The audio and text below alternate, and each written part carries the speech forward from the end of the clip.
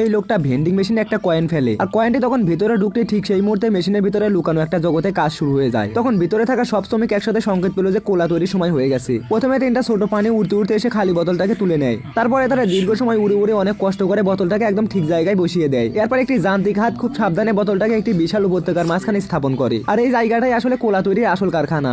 এখন শুরু হলো কোলা ভরার কাজ। ধীরে ধীরে বোতলের ভিতরে কোলা ঢালা হলো। সেই সঙ্গে অসংখ্য ছোট বুদবুদ উড়ে এসে বোতলের গায়ের সঙ্গে লেগে গেল। এরপর শ্রমিকরা বোতলের ঢাকনাটা প্রস্তুত করলো। তারপরে একটি শক্ত চাপ দিতেই বোতলের মুখ একদম শক্তভাবে বন্ধ হয়ে গেল। এবার কোলাটি গেল বরফের কারখানায়। আর এটাই কোলাকে আরো মজাদার করা সবথেকে গুরুত্বপূর্ণ ধাপ। শ্রমিকরা তখন বরফ মানবদেরকে একটি মেশিনের মধ্যে ঢুকিয়ে দেয়। তখন ভাঙা বরফ তুষারকণায় পরিণত হয়ে কোলার বোতলের গায়ে এসে পড়ে। আর কিছুক্ষণের মধ্যে কোলা একদম ঠান্ডা হয়ে যায়। সবশেষে তখন শুরু হয় বিদায় অনুষ্ঠান। সব শ্রমিকরা একসাথে জড়ো হয়। তারা তখন গান করে, নাচে, এমনকি আনন্দও করে, কারণ আরেকটি কোলা তখন সফলভাবে তৈরি হয়েছে। তখন ঢোল আর বাদ্যের শব্দের মাঝে কোলার বোতলটি ধীরে ধীরে নিচে নামতে লাগে এবং শেষ পর্যন্ত সেটি মেশিনের মুখ দিয়ে বাইরে বেরিয়ে আসে। তখন বাইরে অপেক্ষায় থাকা লোকটি অবশেষে বোতলটাকে হাতে পায়। সে তখন এক চুমুক খেয়ে হতবাক হয়ে যায়, কারণ স্বাদটাও অসাধারণ।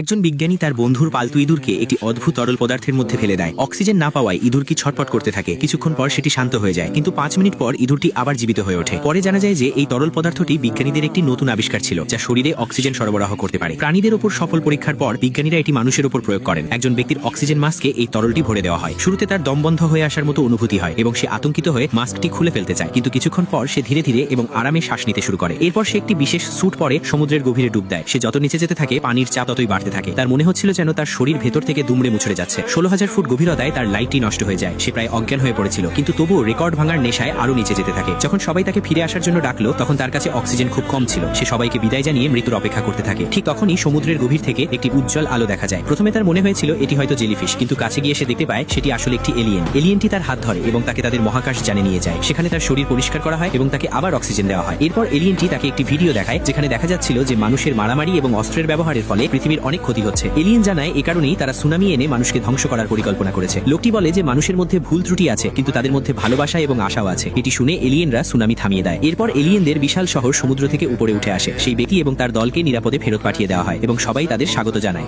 এই মানুষটি 70 বছর ধরে পর্দার আড়ালে লুকিয়েছিল। 5 বছর বয়স থেকে শুরু করে 80 বছর বয়স পর্যন্ত তাকে কেউ কখনো খুঁজে পায়নি। বিষয়টি কোনো সুপার পাওয়ারের কারণে হয়নি, বরং তার বাবার চরম অসাবধানতার ফল ছিল। যখন তার বয়স ছিল মাত্র 5 বছর, তার বাবা হঠাৎ বলেছিল সে তার সঙ্গে হাইড এন্ড সিক খেলতে চায়। ছেলেটি লুকোনোর সঙ্গে সঙ্গেই বাবার ফোনে একটি কল আসে। বাবা তখনই সেখান থেকে চলে যায়। কিছু সময় পর বাবা ফিরে আসে, কিন্তু তখন সে নিজের ছেলের কথা পুরোপুরি ভুলে গিয়েছিল। ছেলেটির মনে হয়েছিল হয়তো এটি খেলারই একটি অংশ, তাই সে পর্দার পেছনেই লুকিয়ে থাকে। এইভাবে 5 বছর কেটে যায়। একসময় তার বাবা বাড়ি ছেড়ে চলে যায়, কিন্তু ছেলেটি তখনও একই জায়গায় দাঁড়িয়ে থাকে, কোনো প্রশ্ন না করেই। কিছুদিন পর একটি কাপল সেই বাড়িতে থাকতে আসে। একদিন বাড়ির লোক পর্দার দিকে তাকিয়েছিল, তবুও ছেলেটি খেলার নিয়ম ভাঙেনি। সে লুকিয়েই রইল। এমনকি যখন একটি কুকুর তাকে খুঁজে পায়, তখনও সে নড়েনি। তার কাছে তখনও এটি শুধু খেলারই অংশ ছিল। চোখের পলকে 40 বছর কেটে যায়। বাড়িটি বহুবার মালিক বদলায়। সেই ছোট ছেলেটি ধীরে ধীরে একজন যুবক হয়, তারপর একজন মধ্যবয়সী মানুষে পরিণত হয়। সময় গড়ানোর সঙ্গে সঙ্গে বাড়িটিও পুরনো হয়ে যায়। একসময় সেটি প্রায় পরিত্যক্ত হয়ে পড়ে। মাঝে মাঝে সেখানে শুধু কয়েকজন গৃহহীন মানুষ আশ্রয় নিত। এইভাবে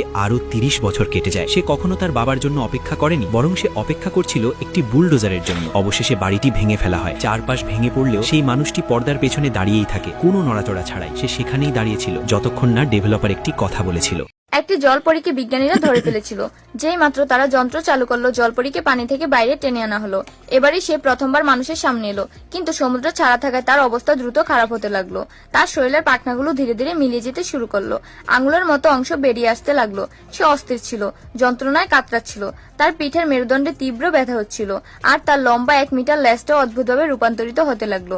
তবে জলপরীটি নিরাপদে ছিল, সে বেঁচে গেল। 2 দিন পর তার লেজ ধীরে ধীরে মানুষের পায়ে পরিণত হলো, আর একদিন সে পুরোপুরি মানুষ হয়ে গেল। তখন বিজ্ঞানীদের মাথায় এক ভয়ঙ্কর ধারণা এলো, জলপরীর ডিএনএ মানুষের ডিএনএর সঙ্গে মিশিয়ে দেওয়া। এরপর যা হওয়ার তাই হলো। কয়েকদিনের মধ্যে জলপরীর পেট ফুলতে শুরু করলো। মাত্র 3 দিনের মধ্যে তার শরীরে পরিবর্তন দেখা দিল।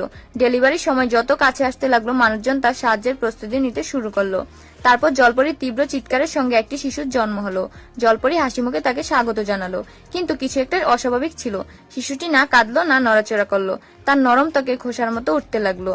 জলপরী বুঝে গেল কিছু ঠিক নেই। সে শিশুটিকে কোলে নিয়ে সরাসরি সমুদ্রের দিকে দৌড়ালো। এক মুহূর্ত দেরি না করে গভীর জলে ঝাঁপ দিল। তীরে দাঁড়িয়ে থাকা শিশুটির জৈবিক বাবা কিছুই করতে পারল না, শুধু তাকিয়ে রইল। পানিতে পড়তে জলপরীর তীব্র চিৎকার প্রতিধ্বনিত হলো। সে ছটফট করছিল। তারপর হঠাৎ পানির উপর একটা লেজ ভেসে উঠল। জলপরি আর তার সন্তান দুজনে এবার সমুদ্রের প্রাণীতে পরিণত হয়েছিল। এখন সে একজন মা, আর সে গর্বিত। তার সন্তান এখন সমুদ্রে সাঁতার কাটছে। সে মানুষদের মতো জন্ম নিল, তার আসল ঘর তো সমুদ্রই ছিল। তো এরপর